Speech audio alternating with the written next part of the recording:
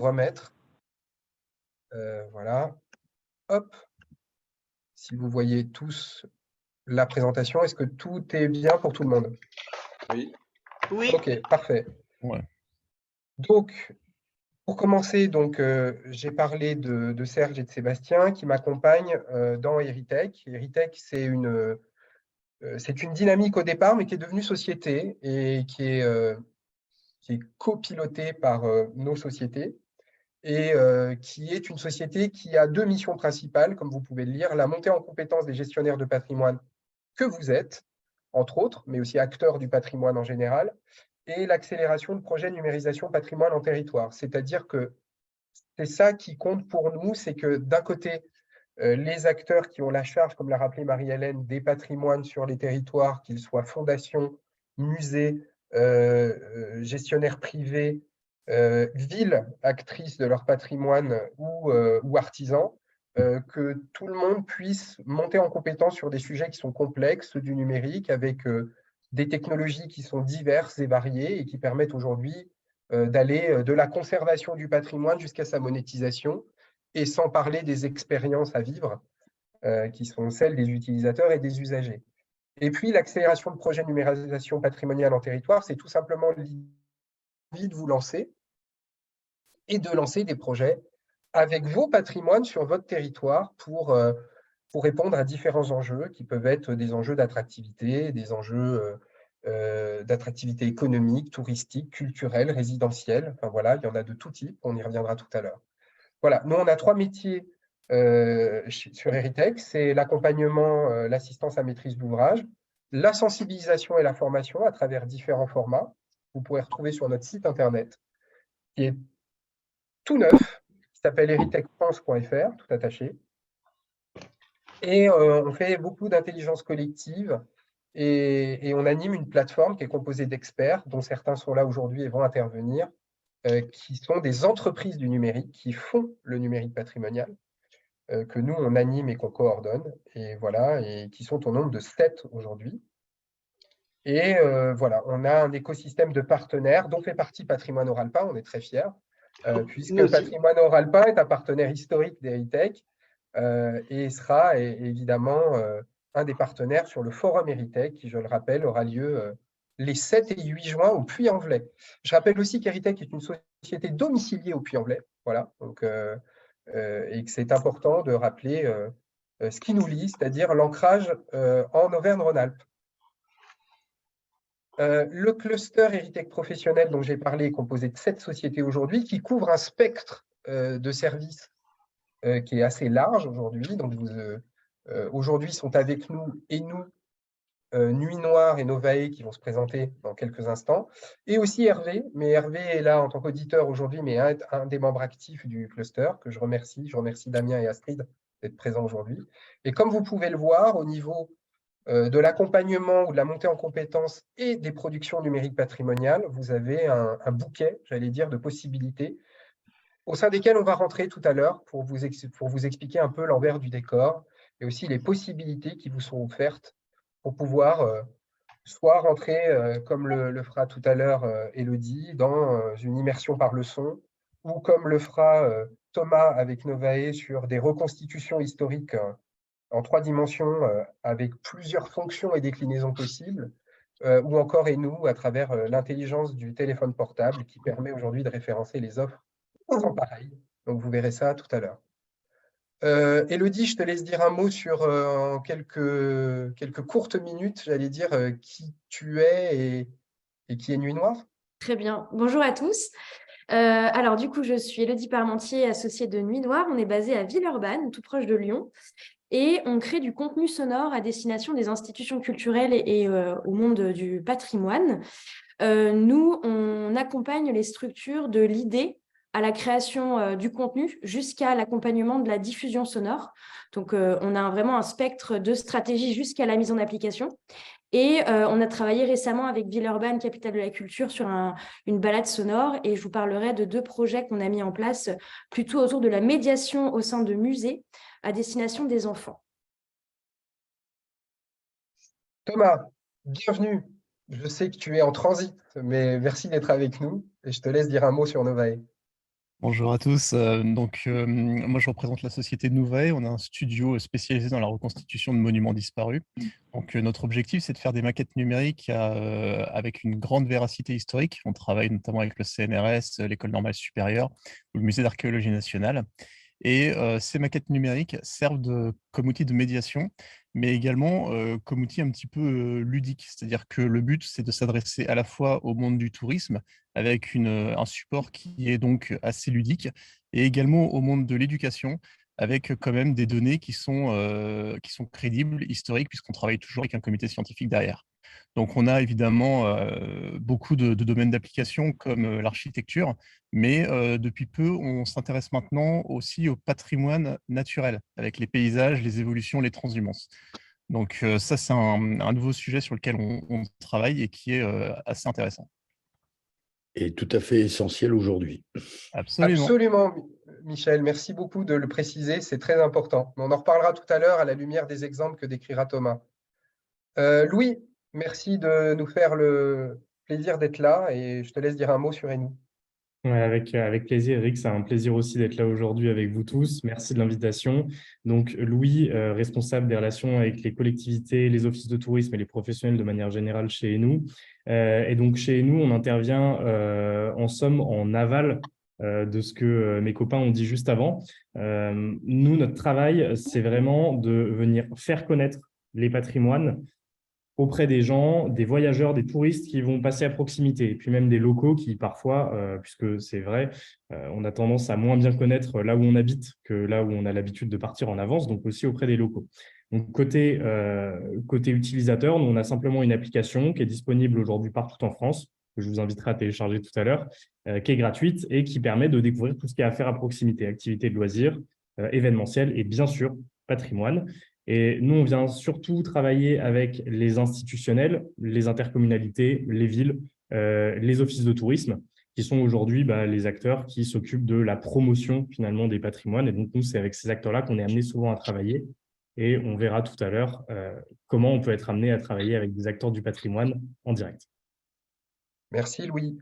J'en profite, je pense qu'on est assez nombreux au sens positif du terme pour peut-être vous demander de vous présenter, ceux qui sont là aujourd'hui et qui participent à cette jolie réunion organisée par Marie-Hélène et Céline, et nous dire en quelques secondes qui vous êtes, quel patrimoine vous représentez, est-il industriel, naturel, bâti ou peut-être d'autres, immatériels, et quelles sont vos attentes dans le cadre de ce webinaire. Peut-être que Michel, vous avez donné de l'élan, est-ce que vous voulez commencer? Je me permets. C'est pas forcément le plus simple pour moi, mais bon. Donc moi, je suis Michel-André Durand, je suis vice-président de Patrimoine Oralpin, mais j'ai d'autres casquettes patrimoniales, si j'ose dire. Je suis président des Amis du musée de Bourgoin-Jallieu et je suis président de la Compagnie de Savoie qui œuvre notamment en faveur du patrimoine d'une façon générique et en Pays de Savoie. D'accord. Et vice-président des Savoyards du Monde, qui se préoccupe actuellement, enfin, je suis en train de coordonner l'écriture d'un livre sur les associations de Savoyards du Monde. Donc, il y a tout un patrimoine, j'allais dire, immatériel, au sens où les associations de Savoyards, des immigrés savoyards dans le monde ont créé des sociétés d'entraide et de secours mutuels, c'est comme ça que ça s'appelait, et qui ont apporté en particulier en France une contribution significative à la création de la mutualité française.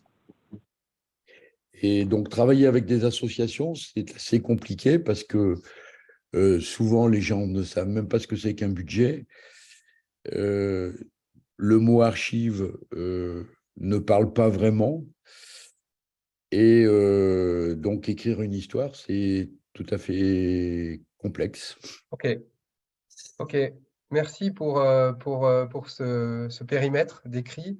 Est-ce que quelqu'un d'autre veut prendre la parole par la suite et expliquer qui il est, d'où il vient, rapidement, s'il vous plaît? Oui, je veux bien. Ok, très bien. Bonjour, Gilles Loyer, je suis trésorier des Amis du Vieil Arbrel à l'Arbrel et je participe au webinaire là parce que nous venons de lancer un projet numérique de reconstitution du château de l'Arbrel et de la cité médiévale de l'Arbrel. Très bien. Voilà, j'ai vu qu'il y avait Odile Moinecourt qui fait partie de l'équipe qui gère le projet. Donc, vous travaillez ensemble. Oui. On profite, on regroupe. Odile, vous voulez compléter le propos de Gilles? Non, très précis, oui. Pour gérer un projet, il faut être une équipe. Donc, Gilles Loyer en fait partie. Moi, ça fait des années que je m'intéresse au numérique, plus du côté entreprise. Et j'ai trouvé que c'était très intéressant. Donc, j'ai des attentes que je formulerai tout au long du sujet pour laisser la place à tout le monde. Ok, avec grand plaisir. Merci, Odile. Qui veut se présenter? Je vois Evelyne, Farah, Alexandra. Oui, Comme, je prends la parole. Bonjour, je suis Evelyne Chauma. Je suis membre de l'association Saint-Amand Histoire et Patrimoine, c'est dans le Puy-de-Dôme. À titre, j'ai publié, j'ai fait beaucoup d'études historiques sur les moulins, patrimoine industriel, moulins divers et variés en termes d'activité. Actuellement, je suis toujours en histoire locale sur un château disparu, c'est le château de Talande, sur lequel il ne reste que les bases d'une tour en ruine. Et à titre personnel aussi, je suis propriétaire d'un moulin qui doit exister depuis les années 1200, quelque chose comme ça. Voilà, donc je suis intéressée pour voir un petit peu comment le numérique peut aider à faire parfait. connaître ou valoriser. Et j'ai oublié de préciser, j'ai une licence en gestion du patrimoine et médiation culturelle et un diplôme de généalogiste et historienne. Voilà. Donc, bon, c'est tout. Je vous laisse la parole aux autres. Merci beaucoup, Evelyne. Je veux bien y aller. Jean-Michel Chauvet, je suis vice-président de Patrimoine Oralpin et par ailleurs président d'une association de sauvegarde d'un village de la Loire qui s'appelle Saint-Cran-Jarret, qui est installé dans une ancienne chartreuse, et adjoint au maire en charge du patrimoine et du tourisme. Nous avons en cours un projet d'utilisation du numérique sur la chartreuse pour le tourisme. Et nous interrogeons sur les aspects matériels de ce projet-là, à savoir sa durée de vie, les contraintes liées aux problématiques d'humidité et de lumière. Voilà, donc des vraies questions quant à l'utilisation du numérique dans des ambiances un peu particulières. Très bien. Je pense que nos experts auront des choses à dire. Thomas, j'espère que tu es à l'écoute. Alors, juste une insiste pour dire que Sainte-Croix-en-Jarez et également la TAS Jocelyne font partie des lauréats de l'appel à projet patrimoine et numérique de la région Auvergne-Rhône-Alpes. Merci Sébastien pour cette précision. Peut-être vers Jocelyne. Oui, je veux bien tenter de prendre la parole. Est-ce que vous m'entendez? Oui. Donc, je suis présidente de l'association Vive la TAS.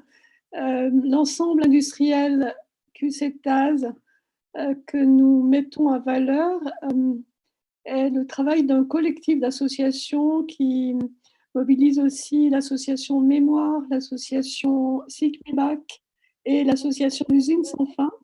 Donc, c'est un collectif et nous estimions que nous n'étions pas complètement prêts pour nous présenter parce qu'on n'a pas complètement fini d'inscrire tout ce qu'on a accumulé au fil des années, les cartes postales sonores, les images virtuelles, etc. Donc, je suis un peu embarrassée de cette annonce parce qu'on voulait prendre notre élan pour le centenaire qui est l'année prochaine, en fait. Et voilà, surprise. C'est pas moi qui vous le dis, hein, c'est que je vous ai vu dans la liste des lauréats des années précédentes. Hein, vive la TAS. Ah bon? Comment est-ce possible? On s'en reparle, Jocelyne. Comment est-ce possible? Je pense que vous avez une petite visio à faire ensemble avec Sébastien. Oui. D'accord. On se reparle. Merci en tout cas, Jocelyne, pour votre témoignage. Qui ne s'est pas exprimé encore? Alexandra, lève la main avec plaisir. Bonjour Alexandra. Bonjour, vous m'écoutez? Oui, on vous entend très bien. Enchanté tout le monde, bonsoir à tous. Donc Alexandra Sampère, je suis en double activité, donc je suis gestionnaire financière chez Bouygues et je suis propriétaire du moulin d'Ennemont à Charbonnières-les-Varennes, dans le Puy-de-Dôme, que je rénove depuis 12 ans. Donc c'est un moulin qui appartient à ma famille depuis 1745 et qui a été transformé en minoterie en 1930. Donc nous, on est parti vraiment sur le faire revivre en unité touristique. Donc on a été classé au niveau du PLUI unité touristique l'année dernière. On a eu l'autorisation pour faire des quotas finlandais. On a déjà une roulotte. On fait des animations 3 ou 4 fois par an. Samedi, on a fait notre marché qui a attiré à peu près environ 1000 personnes sur le site. Et on est tourné sur la biodiversité. Donc on est un des seuls sites moulin à avoir eu l'ensemble des labels de la biodiversité présents en France. Donc on est vraiment un moulin vert et on veut tourner, on est vraiment complet dans tout, tourisme, accueil du public, biodiversité, et on a plusieurs projets sur les 5 prochaines années. Très bien, Voilà. très intéressant. Merci beaucoup Alexandra pour cette description et quelle aventure, quel combat. Ah oui, quel combat, c'est clair. Juste un mot, si vous permettez. Je viens d'être rejoint par Daniel Broutier, le président des Amis du Vieillard Brel, qui a eu des problèmes de connexion. Très bien, bienvenue. Qui ne s'est pas encore exprimé? Non, je ne sais pas. Comme j'ai mon écran qui est partagé, je ne vois pas forcément tout le monde. Je crois que c'est bon, on a fait le tour. J'avais vu Farah en ligne, mais Farah est peut-être plus là. Alors, il y a quelqu'un qui se cache derrière un 06, mais qui n'a pas pris la parole. Bonjour 06. Qui est au téléphone? Est-ce que vous nous entendez? Allô, allô? Serge, on ne t'entend pas. Tu as coupé ton micro. Alors, je disais juste que c'est un 06 qui se termine par 41. Alors, le problème, c'est que quand on est connecté par téléphone, là, je vois que le micro est coupé. Et pour activer le micro, je crois que c'est une manip. Ah, mais peut-être qu'en fait, c'est une double connexion et c'est la même personne. Ah, peut-être. Voilà. Bon. La manip, Écoutez, pour activer le micro. Merci à tous, en tout cas, d'avoir fait ce petit tour de table. C'est important pour nous qu'on puisse après, par la suite et au-delà de ce rendez-vous, peut-être se reparler et avancer ensemble sur peut-être des projets ou des opportunités. Je vous rappelle les objectifs. Les objectifs de cette séquence, c'est de vous donner effectivement, c'est d'ouvrir vos compétences et de vous donner à ressentir, en tout cas à commencer à comprendre les processus de réflexion, de montage et d'exploitation de solutions numériques au service de la valorisation de vos patrimoines. Donc, on va faire des petits rappels de méthode entre les enjeux et les objectifs, la méthode, l'usage d'exploitation et évidemment, l'usage d'exploitation qui vous intéresse évidemment le plus. Mais il y a quand même quelques enjeux stratégiques à avoir avant de rentrer dans les retours d'expérience et le détail des usages des solutions. Et bien évidemment, on parlera, notamment les intervenants, parleront de l'importance de l'impact et du suivi.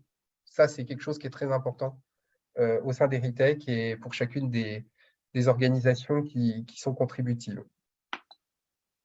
Je vais revenir en quelques slides, mais rapidement pour laisser la place et tout le plaisir que vous allez avoir de voir différents cas d'usage.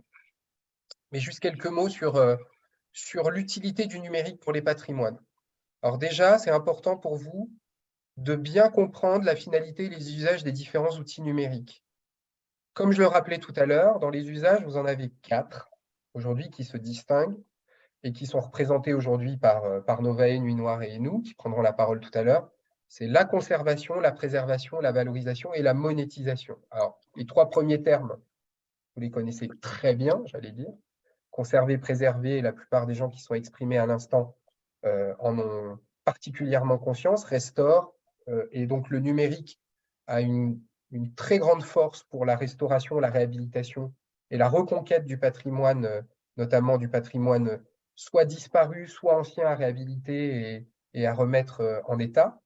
Mais il y a aussi une grosse partie des usages qui concernent la valorisation des patrimoines avec toutes les technologies qui sont disponibles pour pouvoir faire connaître, faire savoir, rendre attractif et faire venir des publics qui sont les vôtres et qui ont besoin, j'allais dire, de découvrir de plus en plus et de vivre des expériences aussi in situ grâce au numérique. Et enfin, il y a une notion de monétisation, c'est-à-dire que le numérique, c'est aussi un super outil pour créer un nouveau panier, en fait. Vous connaissez les paniers d'achat, de billetterie ou j'allais dire, de consommation habituelle du patrimoine en France. Mais le numérique se monétise aussi et peut devenir un centre de revenus nouveau pour vous à partir du moment où vous avez investi et que vous avez un modèle numérique qui peut participer à faire vivre des nouvelles expériences à vos usagers, à vos utilisateurs. Alors, quelques points de vigilance. Quand vous vous lancez dans un projet numérique, ce qui est important, c'est d'éviter le saupoudrage. On a trop tendance à vouloir faire du numérique parfois un fantasme et de se lancer dans de multiples envies numériques.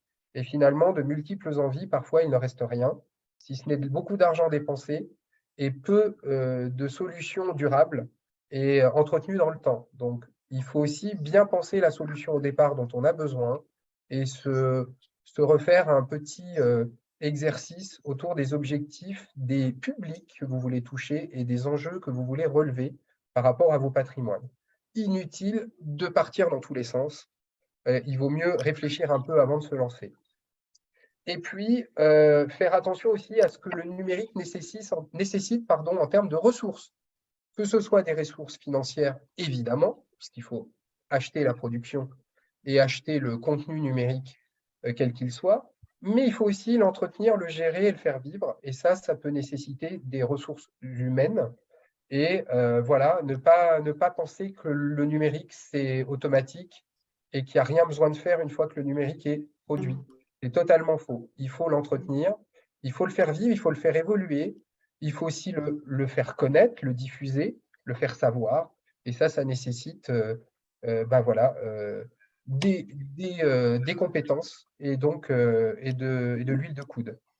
Et enfin, quand vous lancez dans un projet numérique, il faut vraiment se mettre en mode projet.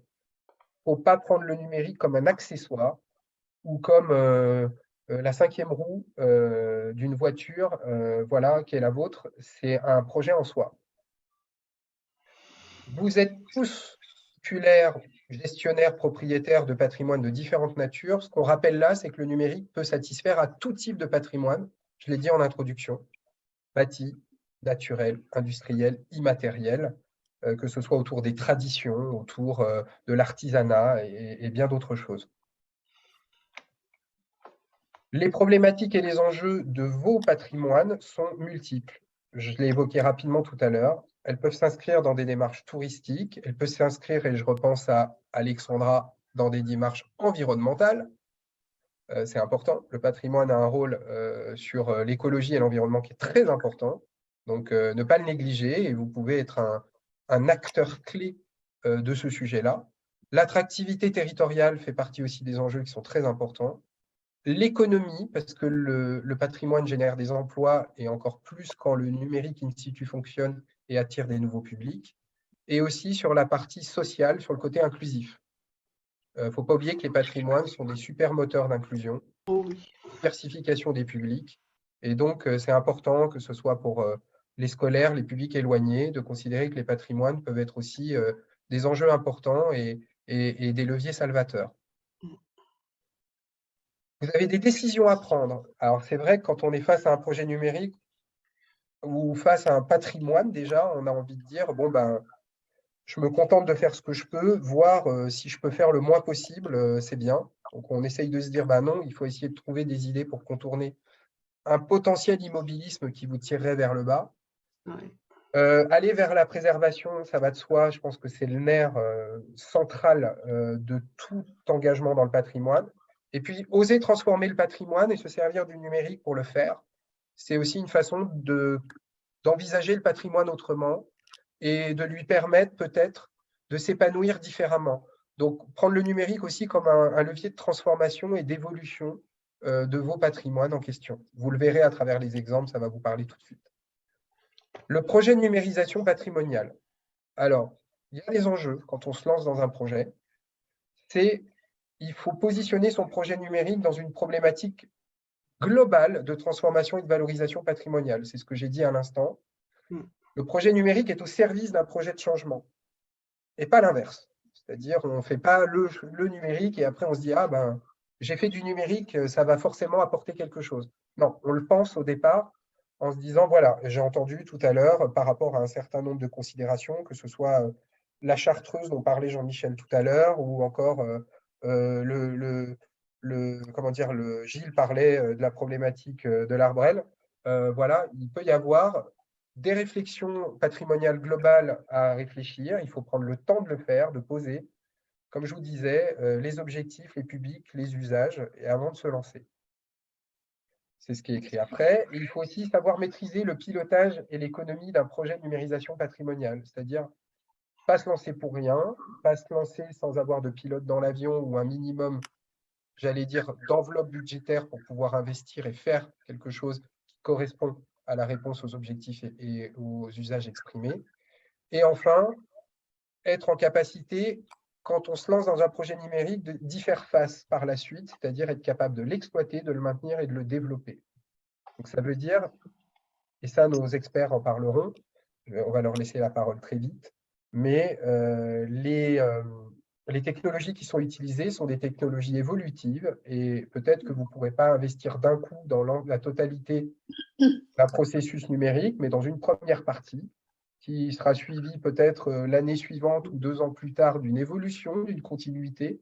Mais en tout cas, tous les acteurs qui sont là aujourd'hui, que ce soit Élodie, Thomas et Louis, vous diront que le numérique, ce n'est pas quelque chose qui se traite one shot, c'est quelque chose qui dure, qui doit être entretenu, exploité et valorisé. La méthode. On vous donne quelques tips là pour vraiment vous mettre sur les rails. Il faut constituer une équipe projet. C'est important. Pas envisager de faire ça tout seul ou uniquement tout seul, mais faire ça, alors ça peut être vous avec des parties prenantes externes, avec des gens qui sont déjà dans votre collectif, et puis s'assurer que de la disponibilité, parce qu'un projet numérique, ça prend du temps et il faut quand même avoir, en tout cas au départ, les moyens et les ressources pour pouvoir le réfléchir et le mettre en place. Déterminer, je l'ai dit tout à l'heure, les objectifs, les cibles et les futurs utilisateurs. Procéder au fameux couplage au triptyque essentiel objectif usage cible, j'en ai parlé. C'est très important de se faire un tableau. Il ne faut pas avoir honte du tableau et de l'écrire. Voilà. Et nous, on peut vous aider à l'écrire, évidemment, si vous pensez que seul, il vous manque un peu de réflexion ou de recul. Il faut sélectionner les outils numériques et avoir une vision globale de l'architecture de votre projet. Ensuite, vous lancez le projet, vous pouvez lancer un appel d'offres ou une consultation, ou travailler avec j'allais dire, les organisations qui vous semblent les plus recommandables. Et ensuite, ne pas oublier d'exploiter, comme je l'ai dit tout à l'heure, suivre, enrichir le projet avec des ressources idoines. Voilà, parce que vous allez avoir besoin de faire de la promotion, de le faire savoir et de mettre à jour votre projet, votre contenu numérique. Voilà à ce stade. C'est assez concentré, synthétique, mais ça vous donne les bases et un certain nombre de rappels. Est-ce que certains d'entre vous, à ce stade, ont des questions? Parce qu'après, on va rentrer dans les cas d'usage, dans l'illustration. Il va y avoir une bonne demi-heure pour ça, ce qui est très important. Enfin, peut-être, on va dire 20-25 minutes, qu'on va après, peut-être vous aurez des questions à l'issue. Mais est-ce que vous avez déjà, là, est-ce que c'est clair pour vous déjà dans un premier temps? Est-ce que ces premières balises vous aident à vous mettre dans les bonnes dispositions? Oui. Vous n'avez pas évoqué le sujet monétisation encore, ça va venir après ou... Oui, ça va venir après. Je vais laisser Louis en parler, mais oui, ça va venir après, oui, absolument. Le temps de travail environ entre le début d'un projet et pour un projet moyen? Je vais vous faire une réponse de Normand qui ne va pas vous plaire. Je vais vous dire que ça dépend. Mais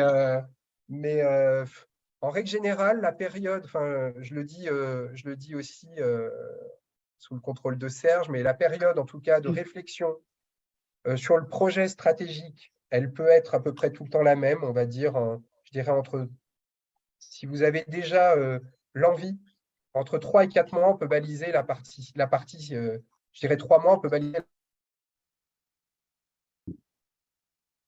Ah, Eric. Je ne sais pas si je suis le seul à voir Eric figé ou si c'est le cas de tout le monde. Non, moi aussi, je le vois plus du tout, moi. Ben, ça dépend de la technologie. Si vous êtes, et là je laisserai Élodie, Louis et Thomas en parler, mais si vous partez sur une reconstitution en 3 dimensions avec un jumeau numérique à la clé, ça peut prendre quelques mois, n'est-ce pas Thomas? Oui, en fait, tout dépend de la quantité de documents qu'on a en amont du projet, de la taille du site à reconstituer et puis de ce qu'on veut en faire. Mais en général, pour avoir un modèle fini, nous, en moyenne, il faut compter 4 mois entre la phase donc signature, bon de commande et livraison, en sachant qu'on se réserve toujours des semaines de sécurité un peu tampon qui nous permettent de voir vraiment si on se dirige sur la bonne voie de reconstitution pour éviter justement tous les petits imprévus.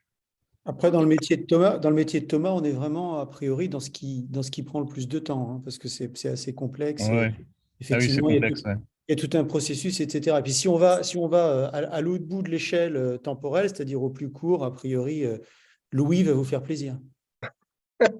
Ouais, effectivement, en termes de timing, on est clairement pas sur les mêmes timings, mais on en discute. Imbattable. Mais c'est bien normal. C'est bien normal. Imbattable, ouais. Et Élodie, je pense que tu fais le trait d'union, en fait, c'est ça? Oui, nous, ça va dépendre. Si c'est purement de l'ambiance sonore, ça prend 1 mois.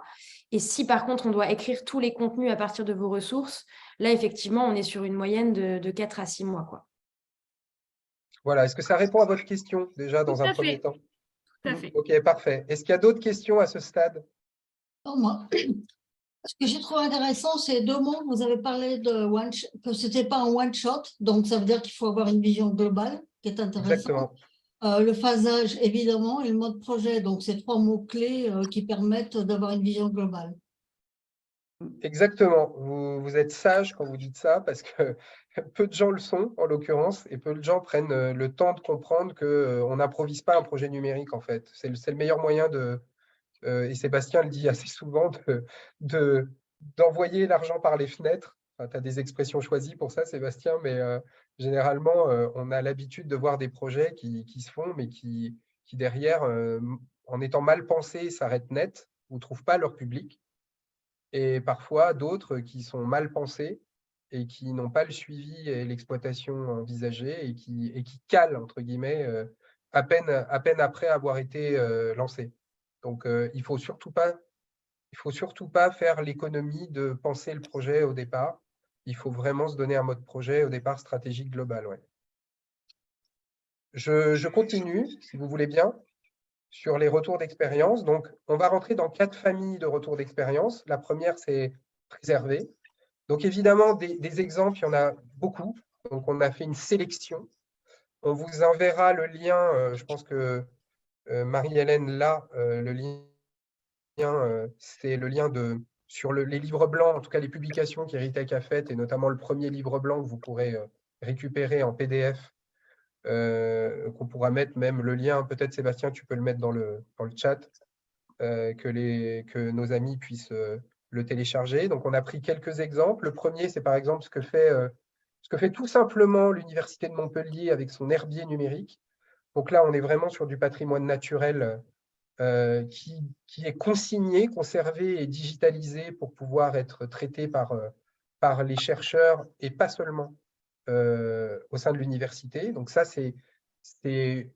paraît simpliste, mais en l'occurrence, c'est essentiel d'avoir la possibilité de ranger dans des espaces numériques des collections ou une collection comme celle-là qui est une collection végétale, mais d'autres choses aussi, et de pouvoir les conserver quelque part. Deuxième exemple, avec un des membres, des experts du cluster Héritek Pro qui s'appelle Collect Online, qui permet de créer des galeries virtuelles qui permettent justement d'exposer dans de très bonne qualité des petits patrimoines. Voilà. Alors, Collect Online le propose. Je sais que aussi, je pense à Damien et à Astrid qui sont avec nous aujourd'hui en tant qu'auditeurs, avec la société Hervé le font aussi. Donc voilà, ces galeries virtuelles qui sont finalement des modèles numériques dynamiques qui peuvent être hébergés sur vos sites Internet permettent déjà sur des petits patrimoines, des patrimoines qui peuvent être déjà numérisés pour certains, ou des archives, d'être tout de suite visibles, hébergés, valorisés à travers des galeries comme celle-là, et pour des coûts qui sont substantiels. C'est-à-dire qu'il y a comment dire, potentiellement des offres d'accueil et d'appel qui sont extrêmement intéressantes pour vous permettre d'avoir déjà ce type d'espace que vous allez pouvoir administrer vous-même et que vous allez pouvoir faire évoluer dans le temps régulièrement et voilà, lancer une première vague et après pouvoir la modifier, la faire évoluer au fur et à mesure. Et je précise que ces modèles-là peuvent être augmentés évidemment de texte, va sans dire, que quand vous allez sur la galerie, vous pouvez avoir l'équivalent du cartel qui apparaît sur votre écran et qui décrit évidemment les objets et les patrimoines digitalisés, mais vous avez aussi la possibilité d'y injecter du son.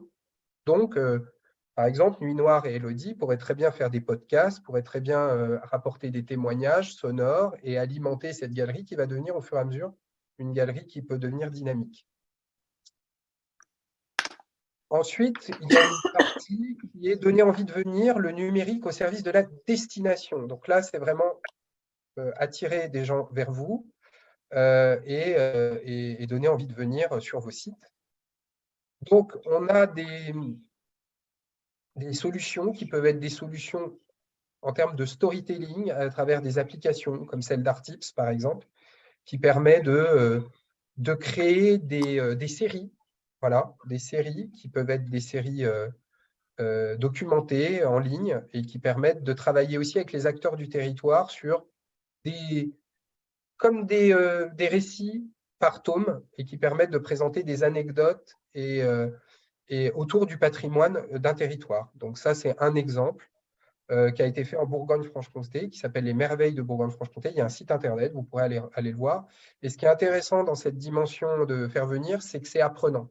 Voilà. Ça a été pensé comme une plateforme d'apprentissage, donc une plateforme de ce qu'on appelle de micro-learning, pardon pour l'anglicisme, mais c'est une façon d'apprendre en ligne qui a été co-conçue entre un acteur du numérique et un territoire et avec plusieurs patrimoines. C'est une plateforme qui est mutualisée.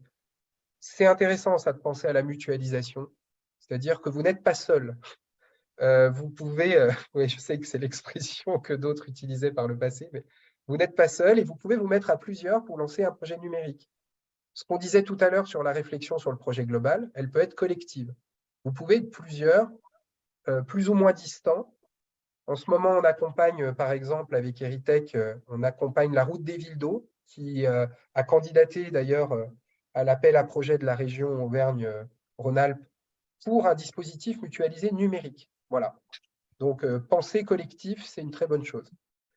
Je passe la parole à Louis, qui en quelques minutes va pouvoir vous parler d'Enou, qui est, comme disait Serge, une super application attractive et peu coûteuse, et qui permet déjà de faire de super choses pour référencer vos patrimoines et vos offres. Ouais, merci Eric. Du coup, juste pour prendre un petit peu de hauteur et vous réexpliquer rapidement ce qu'on fait chez nous, on a développé depuis un petit peu moins de 2 ans une application mobile qui est aujourd'hui disponible partout en France, qui est gratuite, accessible à tous, de guides et de cartes touristiques. Aujourd'hui, la plupart d'entre vous utilisent peut-être Google Maps pour trouver des choses à faire, à voir à proximité ou des acteurs comme TripAdvisor. Certains vont peut-être aussi à l'office de tourisme ou visiter les sites web des offices de tourisme. Au final, nous, on est là pour allier le meilleur des deux mondes, de la donnée de qualité et de la connaissance du territoire que peut avoir l'office de tourisme sur une application unique, accessible de la même manière partout en France, puisqu'aujourd'hui, c'est un besoin qui a été identifié auprès des offices de tourisme et des intercommunalités. Donc, nous, la majeure partie de notre boulot se trouve ici.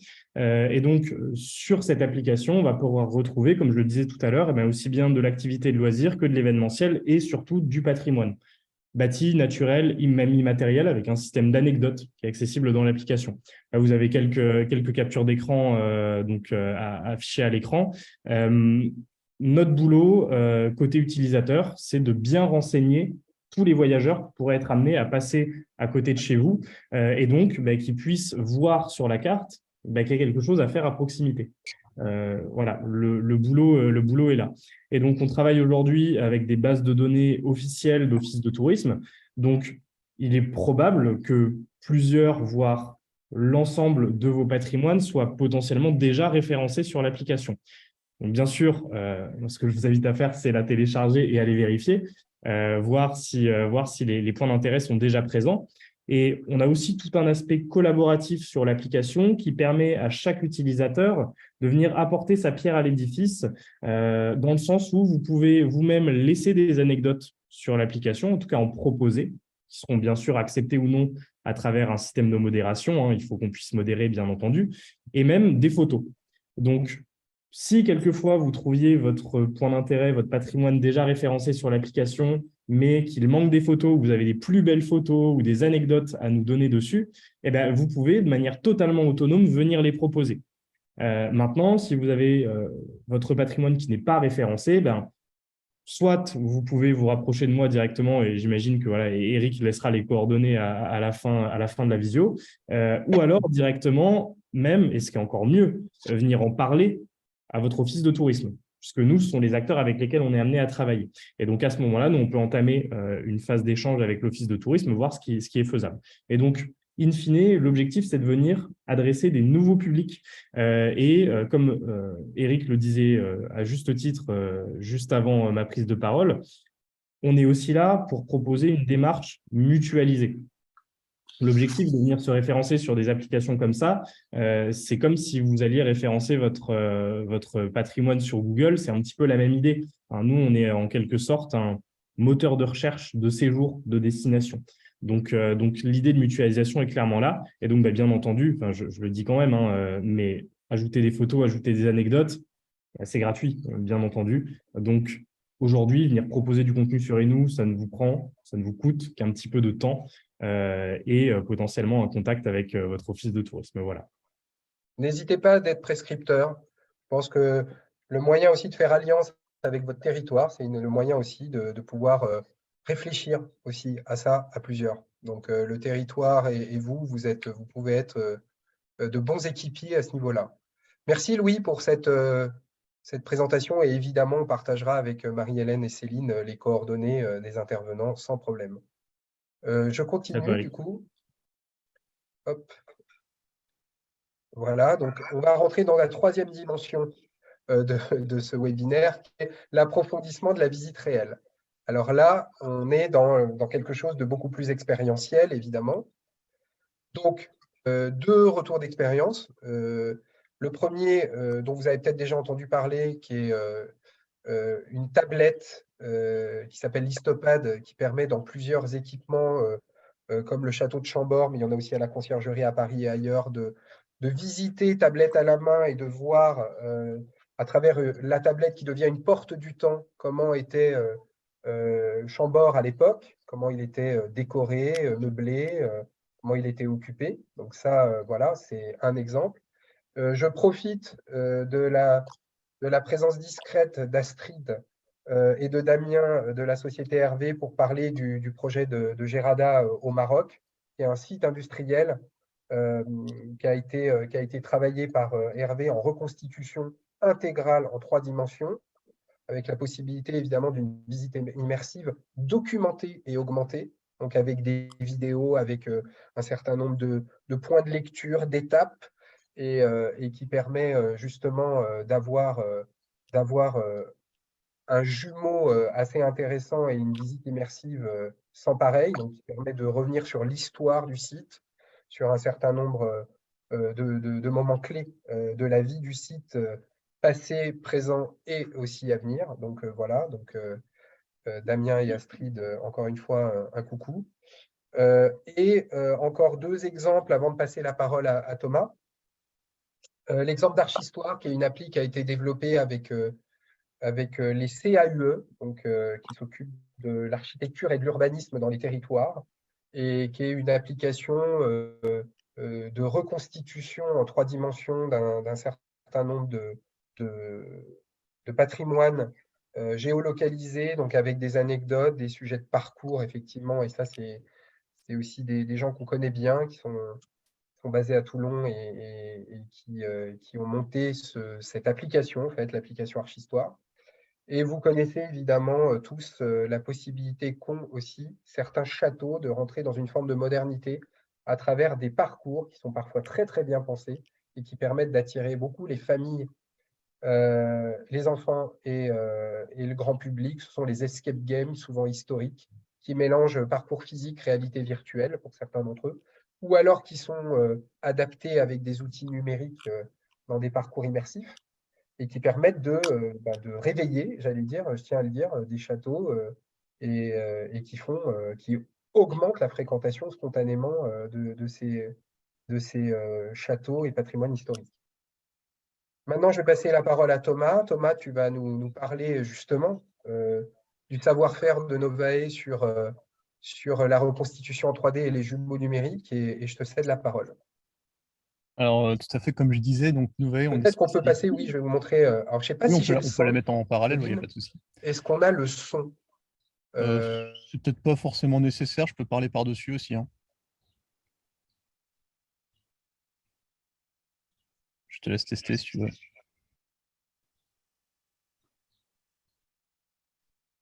Je crois qu'on l'a perdu. Bah, du coup, en attendant de retrouver Eric, voilà, je vais faire sans les images. Donc, comme j'ai expliqué, on est spécialisé donc, dans la reconstitution de monuments disparus. Donc, nous, on fait des maquettes qui servent après à plusieurs exports. Eric a tout à l'heure montré, par exemple, l'Histopad qui permet de visiter avec un iPad des reconstitutions à 360 degrés. Donc, on fait ce type d'export. Tout récemment, là, on a travaillé avec Archistoire aussi, une application qui fait un petit peu le même type de média. Et donc, nous, nos maquettes, en fait, ont une déclinabilité assez étoffée, que ce soit des visites en réalité virtuelle, que ce soit des visites sur smartphone ou tout simplement des impressions 3D aussi. On peut imprimer en 3D nos modèles. Le but, c'est d'avoir, avec cette maquette, un support qui soit vraiment multiple. Donc, nous, quand on fait nos maquettes, on les fait toujours autour de 4 points. La première, c'est la valeur scientifique. Donc, nos modèles sont rigoureux, c'est-à-dire qu'on travaille avec des archéologues, des historiens, des architectes du patrimoine pour garantir la véracité de ce qu'on reconstitue. Parce que nos modèles vont, comme je le disais tout à l'heure, servir aussi à but pédagogique, éducatif. Ensuite, on travaille aussi sur la valeur émotionnelle. Donc, les émotions font passer des messages. On peut pleinement appréhender un monument en jouant sur les émotions, que ce soit avec la lumière, les matériaux, les textures, etc. Donc, nos qualités de rendu sont photoréalistes. Et on vient chercher un petit peu des anecdotes, des émotions pour le visiteur, de manière à ce qu'il vive une expérience, mais qu'il l'appréhende complètement. Ensuite, on cherche absolument à mettre les patrimoines en dialogue. Alors, c'est-à-dire qu'on les fait un petit peu communiquer entre eux.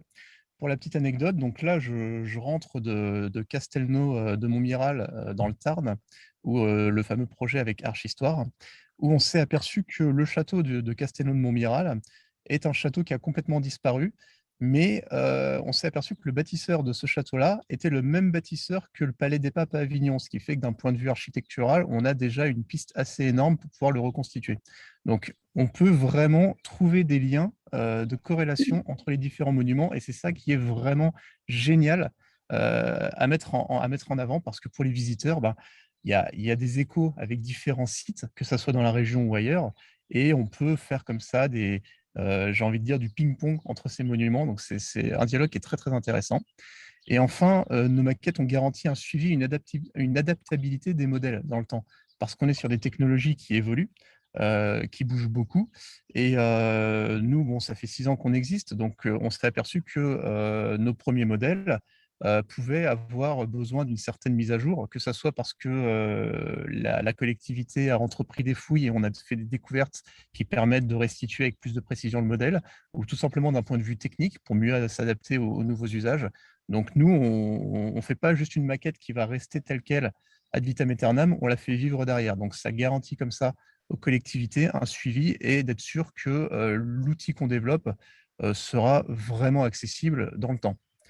Donc là, sur cette vidéo, on avait quelques exemples. Donc, on a vraiment travaillé sur différents patrimoines.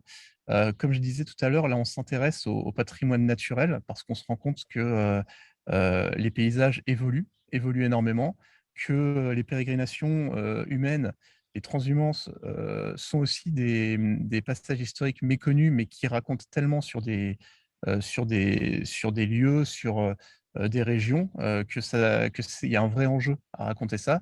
Et utiliser le numérique, ça nous permet d'avoir un support qui soit vraiment accessible à toutes les générations et d'avoir au premier regard une vraie compréhension de l'ensemble. Donc, on fait vraiment un travail à l'échelle macro et après, on peut aller dans le micro, voir point par point comment les choses ont évolué dans le temps. Alors, je crois que juste après, Eric, on a 2 exemples. Donc, le premier exemple, c'est si je dis pas de bêtises, voilà, c'est un patrimoine industriel à Calais. Donc aujourd'hui, les murs existent encore de cette usine, c'est l'usine Boulard de Calais, qui est devenue la cité de la dentelle et de la mode, et qui est en fait un musée vivant, mais dont les machines n'existent plus, parce que c'est des machines de 10 tonnes.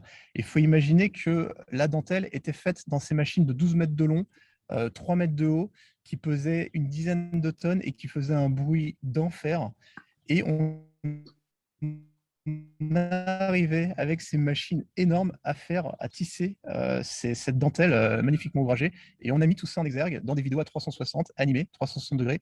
Et le visiteur, comme ça, flash un QR code et voit sur son téléphone, à 360 degrés autour de lui, l'ambiance de l'usine telle qu'elle était il y a encore 100 ans.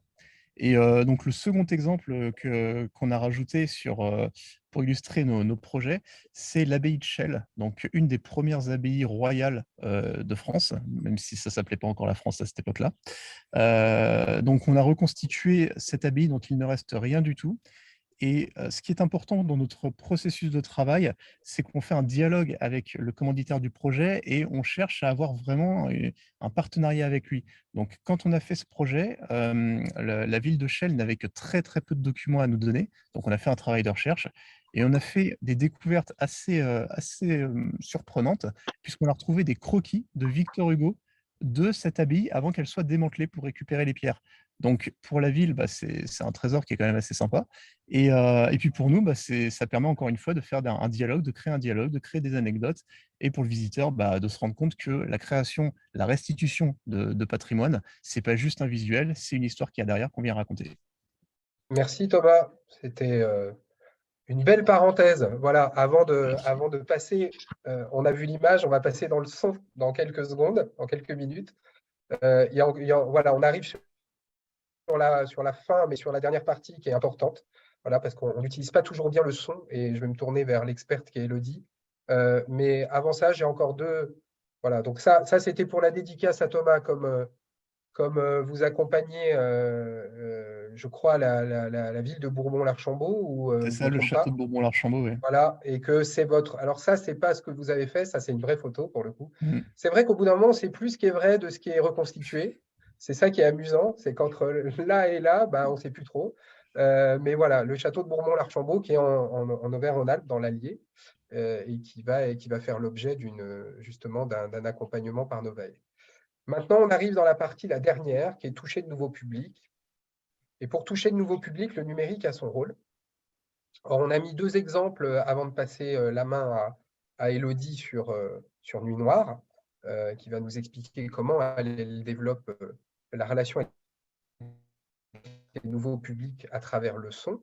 Voilà, on a mis l'exemple d'un musée 3D qui a été un musée 3D mis en place avec une 50aine de musées dans la région Nouvelle-Aquitaine qui sont lancés dans une numérisation de collections. Donc,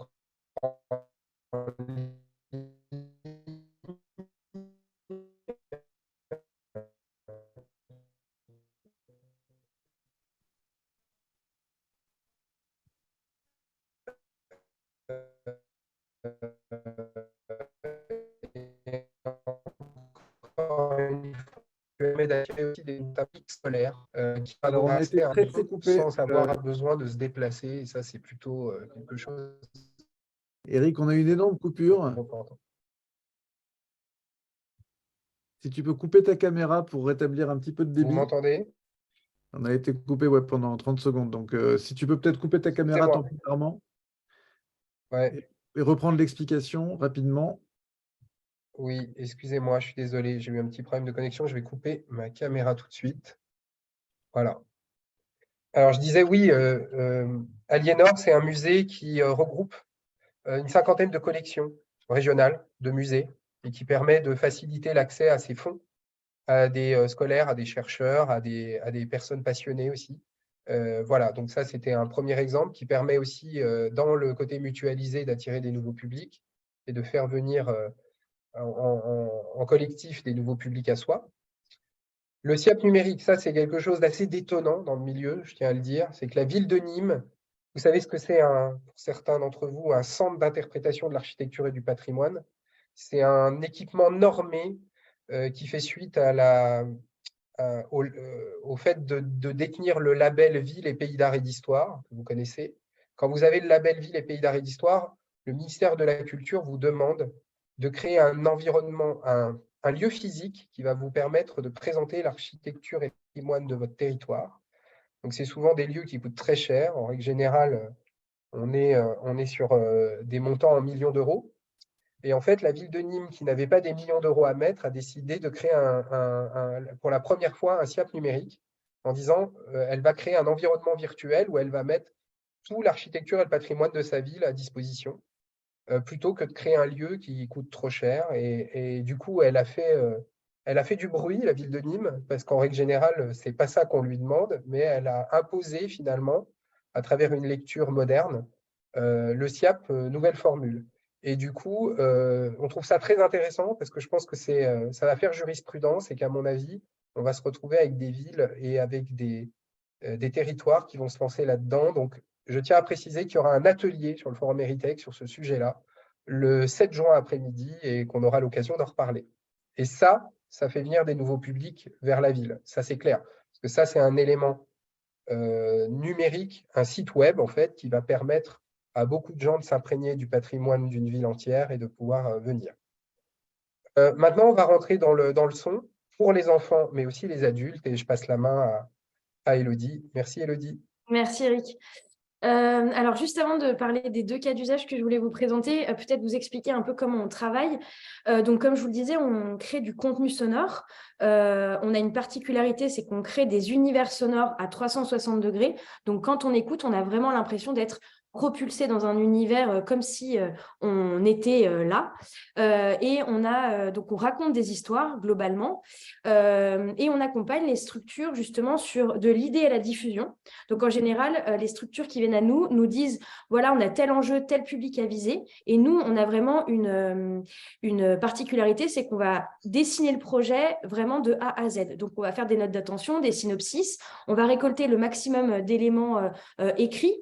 Et on va le reformuler à notre manière pour donner accès justement à tout type de public et au public visé notamment. Donc, c'est vraiment une reformulation de la narration, de comment on peut raconter des histoires. Donc, on est complètement hors du champ du monde de l'audio guide, on va dire. Et puis, le son a vraiment une particularité, c'est qu'on peut la mettre sur à peu près tous les supports numériques et même en in situ. On travaille beaucoup sur de la muséographie et en physique. Mais donc là, les deux projets que je vais vous parler, ça va être de l'in situ, mais on peut aussi l'imaginer sur des supports numériques, justement en complément des projets qu'on a vus précédemment. Donc, en gros, on a un projet avec le Musée des Confluences qui est actuel en ce moment à Lyon. C'est un musée le musée qui nous a demandé de créer un conte sonore à destination des 2 à 4 ans. Donc, un conte a été écrit. Nous, on a créé toute l'ambiance sonore pour accompagner les enfants dans une histoire autour d'une petite fille qui a perdu ses plumes en Amazonie. Et donc, par le pouvoir du son, on a l'impression d'être vraiment propulsé en Amazonie. Je fais un petit aparté, c'est qu'on a aussi, un peu comme Thomas avec Novae, un vrai souhait de créer de l'archéologie sonore, donc la possibilité de transporter en fait vos visiteurs dans des époques bien précises, avec vraiment un univers dédié. Donc, le projet du Musée des Confluences, c'est un outil de médiation qui est pensé en in situ. Donc, c'est un atelier pédagogique qui a été créé justement pour ça. Et ce qui est intéressant, c'est que les 2 à 4 ans sont dans l'atelier et ensuite vont aller dans les expositions pour retrouver les personnages qu'on a entendus dans l'histoire. Donc, c'est vraiment pensé en 2 temps, pendant le conte et après pendant les expositions. Et ça peut même sortir hors les murs, dans des bibliothèques, dans des lieux de diffusion, pour justement faire un lien vertueux entre le lieu culturel et d'autres lieux environnants. Donc ça, c'était le premier projet Musée des Confluences. Et puis ensuite, il y a le musée Art Explora, qui est plutôt basé à Paris, dans le Hangar Y, qui était l'ancien musée de l'air et de l'espace à Meudon. Ils ont réouvert le lieu il y a peu de temps. Et donc, ils nous ont demandé de créer 2 parcours de médiation, un pour les enfants et un pour les adultes. Donc, on est sur une exposition d'art contemporain assez difficile d'accès. Et justement, par le médium du son et la façon dont on raconte les histoires, tout le monde peut y avoir accès. Donc, le parcours des enfants, il a été pensé par et pour les enfants. Donc, on est allé rencontrer des CM1 et des CE1 dans des écoles pour leur montrer les œuvres qui allaient être exposées, leur poser des questions sur qu'est-ce que ça leur fait ressentir, quelles sont les questions. Et un autre enfant les éclaire pour justement comprendre ces œuvres d'art avec évidemment un langage très accessible. Et puis un deuxième parcours pour les adultes, où là, on a fait revivre une grande aviatrice française qui s'appelle Elisa de Roche. Donc, par de la fiction sonore et par des reconstitutions sonores, elle nous raconte d'autres œuvres destinées aux adultes. Donc, ce qui est intéressant dans ces parcours, c'est que donc ça, c'est un parcours à penser, qui est pensé en in situ, mais c'est aussi sous forme de podcast. Donc, notamment pour les personnes qui ne peuvent pas venir ou qui sont empêchées, c'est aussi un moyen pour faire rayonner l'exposition. C'est quelque chose qui est durable, puisque c'est des contenus qui peuvent se réutiliser en exposition itinérante notamment. Donc voilà, les 2 volets, les 2 projets que je vous ai présentés, c'est plutôt côté musée, mais on a aussi eu l'occasion de travailler sur plutôt du domaine du patrimoine, où on va raconter des histoires par des témoignages d'habitants, des commerçants pour donner de l'impact social et justement redonner l'impression à des auditeurs de traverser les époques par la dimension sonore. Merci Élodie, merci beaucoup. Bravo. C'était limpide et précis. Donc voilà, on a fait le tour. Pardon pour la dizaine de minutes de retard, mais comme on s'est présenté un peu et qu'on a pris le temps au début, voilà, désolé pour le léger débordement. Mais voilà, voilà pour cet aperçu et pour cette immersion dans le monde d'Héritek à travers ses experts et dans le monde des projets numériques. Voilà, j'espère que ça vous a plu et que ça vous a inspiré, que ça vous a donné des envies et que voilà. Et maintenant, on attend vos questions, vos réactions. N'hésitez pas. Oui, moi j'ai une question à poser à Thomas concernant l'abbaye de Chelles ou le château de Bourbon. Ce qui m'intéresse de savoir, c'est le temps qu'a duré le projet et le budget concernant et les phasages du projet. Alors, les 2 projets sont assez différents en termes de délai et de Vous budget. prenez ce que vous voulez, soit l'abbaye, soit l'autre. Alors, non, mais je vais prendre les 2 pour vous montrer justement comment on travaille. Comme ça, vous aurez une réponse complète. Donc, pour le projet de Bourbon-l'Archambault, on est sur un projet assez particulier puisqu'il s'agit de restituer les peintures du château. Donc, il y a un travail quand même de recherche derrière. Et on est sur une enveloppe entre 12 et 15 000 € en fonction de ce qu'on va retrouver comme document. Et surtout, ça comprend le matériel. Donc, le matériel à acheter, ça va être des tablettes. On n'a pas encore défini quel modèle. Et surtout, une installation aussi qui permettra d'avoir du réseau dans le château. Parce que les murs des tours restantes sont assez épais et le réseau passe pas très bien. Donc, il va falloir trouver une installation qui permette d'être déjà une installation qui soit pas destructive et qui puisse permettre d'avoir du réseau. Donc, on est sur cette échelle-là. En termes de temps, alors on a commencé au mois de mai, si je dis pas de bêtises, donc au début du mois, et on va finir pour juillet, peut-être début août. C'est pas encore sûr à 100% parce qu'on a fait des découvertes qui nécessitent de faire un retravail derrière. Donc bon, on va essayer vraiment de terminer pour tout début août, mais ça devrait être, en tout cas mi-août, ça sera terminé. Pour l'abbaye de Chelles, c'est particulier. On a eu vraiment beaucoup de travail. On est sur un projet autour de 30 000 € qui sert à refaire toute l'abbaye qui est juste titanesque. Donc aujourd'hui, il n'en reste rien du tout, mais à l'époque, il fallait s'imaginer une abbaye de plusieurs dizaines d'hectares avec du bâti, avec des cloîtres, forcément l'abbatiale. On a un modèle numérique dans lequel on peut se déplacer en réalité virtuelle dans l'intégralité du modèle. Donc avec des animations, avec un cycle jour-nuit pour voir sous différents aspects l'abbaye. Avec par exemple, on a des personnes qui travaillent dans les champs, on explique quel était leur travail. On a les jardins qui ont été reconstitués avec les fleurs. Alors forcément, il y a des insectes, il y a tout ça pour vraiment qu'on soit immergé. Et surtout, ça comprend la phase de recherche de documents. Parce que là, pour le coup, on n'avait pas grand-chose et on était bien content de trouver Victor Hugo qui nous a gratifié d'un joli dessin. Donc voilà pour les 2 projets. Et en termes de délai, alors de mémoire, on a commencé au mois de novembre. Et alors, novembre-décembre, je crois, mais dans ces eaux-là. Et là où on termine, là, le rendu, c'est après-demain, si tout se passe bien. Et ce sera terminé. Ça veut dire que concrètement, pour 30 000 €, vous avez fait émerger effectivement l'abbaye avec effectivement une application web sur tablette ou sur portable, ok? Et la durée de... Alors, c'est exactement ça. En fait, nous, on parle toujours en matière de maquette numérique. Donc, en fait, les exports qu'on en fait derrière, c'est pas un sujet, dans le sens où si vous voulez avoir une vidéo de la maquette numérique alors qu'on est en train d'en faire une visite virtuelle sur casque, il n'y a pas de souci parce que la maquette existe. Et nous, on a développé des outils qui nous permettent de faire plusieurs exports à partir d'une même maquette. Donc, en fait, on travaille toujours sur la globalité et après, on fait des exports particuliers. Et c'est ça qui est particulièrement apprécié chez nos clients, c'est qu'au fur et à mesure du développement du projet, nous, on est conscient qu'on travaille avec des collectivités qui ont besoin aussi de faire des événements, de l'animation autour de ces projets, parce que c'est un budget, parce que ça prend du temps. Et on sait qu'il y a des échéances comme les Journées du patrimoine. Donc, en règle générale, ce qui se passe, c'est que pour les Journées du patrimoine, quand on n'a pas fini le projet, parce que le projet est à rendre plus tard dans l'année ou il n'est pas du tout, on vient de le commencer, on s'arrange pour terminer une zone précise et on fait visiter cette zone précise. Et ça sert un petit peu de bande-annonce du projet. C'est géré par une association ou un office de tourisme? L'abbaye de Chelles? Nos clients, oui. Alors, nos clients, c'est souvent des collectivités, souvent des offices de tourisme, oui, qui passent aussi par les mairies. D'accord, merci. Avec plaisir. Je pensais, Jocelyne, Evelyne, est-ce que ça vous inspire? Vous avez entendu, Jocelyne, par rapport au patrimoine industriel? Alors, c'est vrai qu'on peut rêver de constituer une usine abandonnée qui est passée par l'état de friche.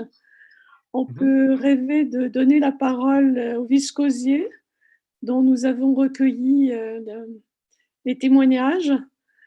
Oui, cette séance m'a ouvert beaucoup de perspectives, en fait.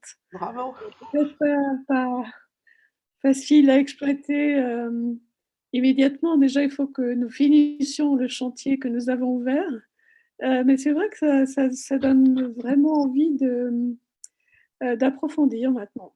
Je rappelle une chose, au-delà de l'inspiration, c'est que la région Auvergne-Rhône-Alpes accompagne financièrement ce type de projet et propose pour des porteurs comme vous de financer jusqu'à 40% sur une assiette de 100 000 € maximum, un projet que vous pourriez porter. Donc, il y a aussi un vrai pragmatisme au niveau de l'ingénierie financière à avoir en tête. C'est que vous pouvez vous lancer et proposer à la région Auvergne-Rhône-Alpes des projets, sachant que vous n'aurez pas 100% du financement, mais déjà se le faire alléger de 40%, c'est toujours mieux que rien. Donc, c'est aussi ça la consigne, c'est de travailler avec Marie-Hélène et avec nous sur la possibilité aussi de déposer des candidatures qui pourront être accompagnées aussi d'autres partenaires, hein, parce que vous n'êtes, comme je le dis tout à l'heure, vous n'êtes pas seul. Il faut réfléchir aussi au modèle économique, à la façon dont vous pouvez être soutenu à gauche, à droite, et essayer de financer ces projets-là qui coûtent quand même un peu. Mais on peut passer du rêve à une certaine forme de réalité, Jocelyne. En tout cas, je l'espère. Oui, en fait, quand j'étais étonnée d'être lauréat. Effectivement, nous avons été retenus. Donc, pour moi, c'est subventionné. Et je pensais lauréat que après avoir fini le chantier, nous soyons présentés et peut-être primés, ou je ne sais pas, reconnus. Mais ce processus-là n'est pas encore abouti. Donc, pour l'instant, il faut que nous finissions le chantier. On reste Après, au niveau des reconnaissances, nous organisons chaque année un prix avec le geste d'or. Hein. On a pas mal communiqué Oui, là-dessus. c'est ça. Voilà, mais vous pouvez tout à fait vous préparer pour la rencontre. Alors voilà, c'est vraiment pas prêt pour cette année, mais on se donne l'objectif l'année prochaine, en effet. Super. Evelyne, sur le château de Talente ou le moulin, ça vous inspire quoi? Si vous êtes encore avec nous, oui. Oui, je suis encore avec vous.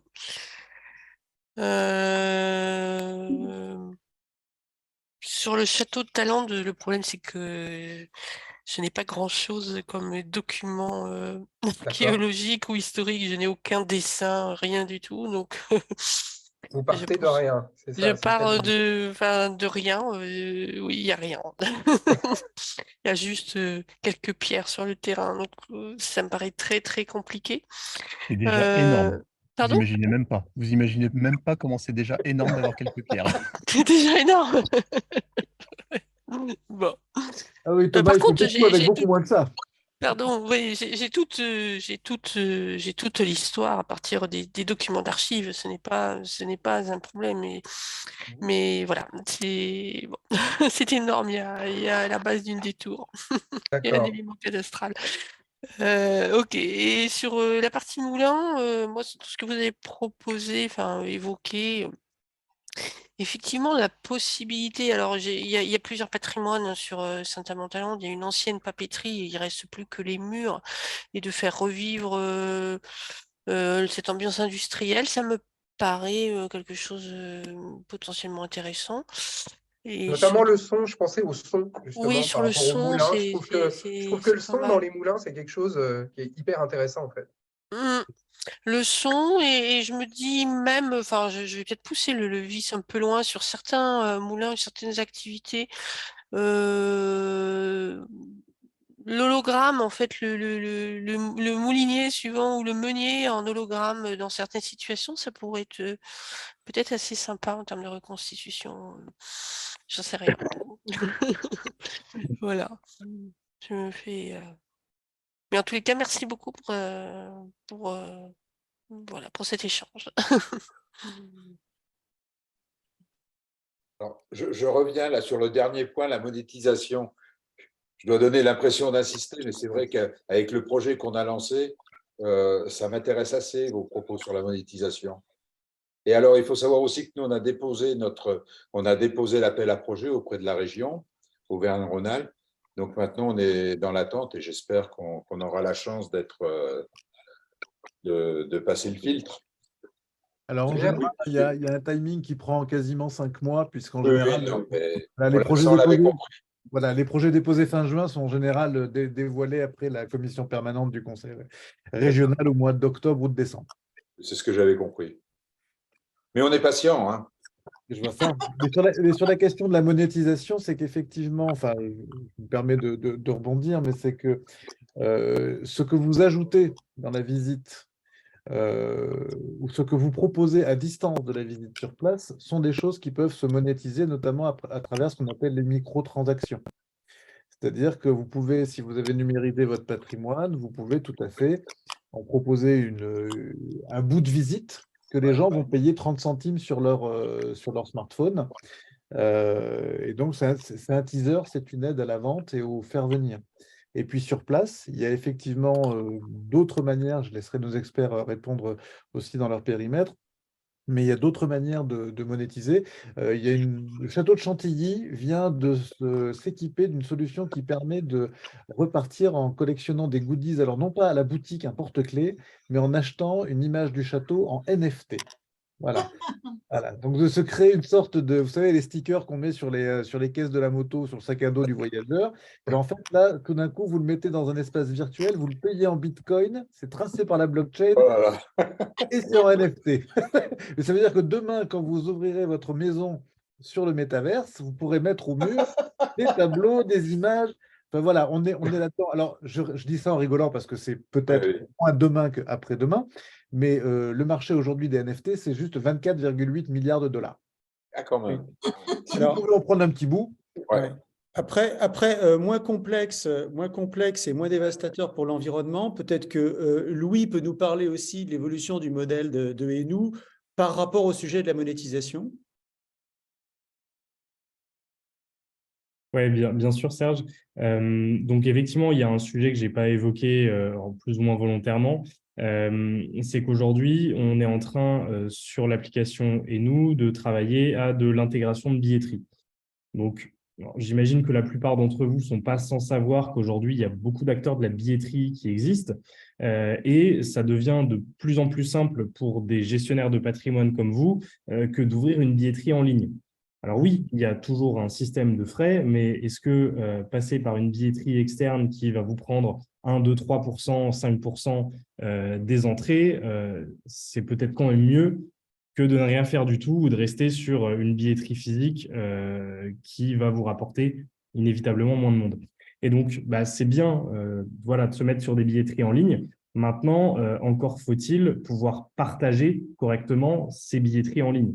Faire connaître, on en revient à la source du problème, hein, faire connaître que le patrimoine-là existe. Et donc, aujourd'hui, c'est tout simplement ce qu'on propose, puisque donc, voilà, on travaille à de l'intégration de billetterie avec des gros acteurs comme Région Doux, WeLogin, qui sont beaucoup utilisés par des offices de tourisme, comme Viator, qui appartient à TripAdvisor, comme Alentour, qui est une plateforme qui est soutenue carrément par l'État français, qui a investi beaucoup d'argent dedans.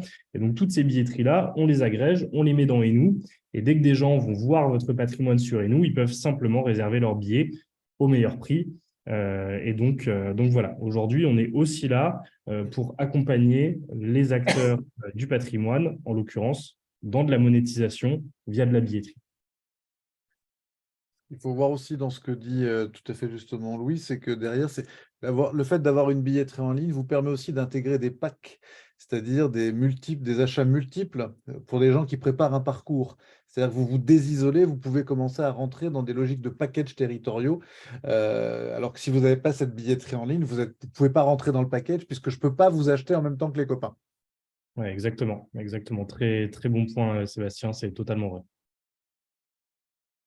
Voilà, je pense que sur le timing, on a largement dépassé, mais il y avait beaucoup d'intérêt, c'était passionnant. Enfin, j'espère en tout cas que ça vous a plu. Il nous reste à conclure, à vous remercier évidemment, à conclure salutairement en vous disant qu'on peut se retrouver tous ensemble le 7 et le 8 juin au Puy-en-Velay, où évidemment tous les acteurs d'Héritech seront présents. Et voilà, il y aura des ateliers. Voilà, je vous invite, je vais vous mettre dans le chat le lien pour que vous ayez accès au programme. Voilà, je crois que c'est… Voilà. Vous allez sur le site du forum et vous pourrez retrouver le programme facilement. Vous êtes tous, et bien évidemment, nos invités.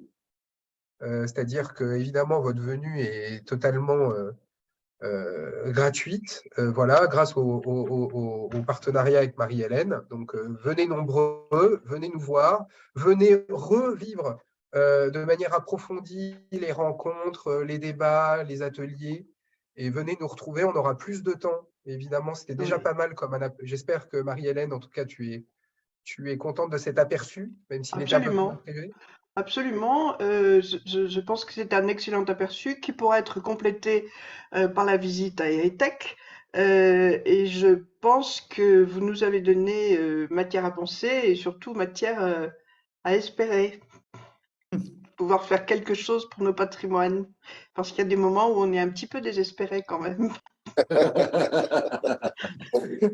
En tout cas, nous sommes ressources. Nous sommes là pour ça, que ce soit Élodie, Louis ou encore Thomas, et nous sur des accompagnements peut-être plus stratégiques si vous avez besoin d'un peu de créativité et d'intelligence collective pour aller de l'avant sur le projet numérique. On est tous là à votre service et Marie-Hélène peut à tout moment nous saisir, nous informer, nous mettre en relation, et voilà, et vous aurez de toute façon tous les contacts.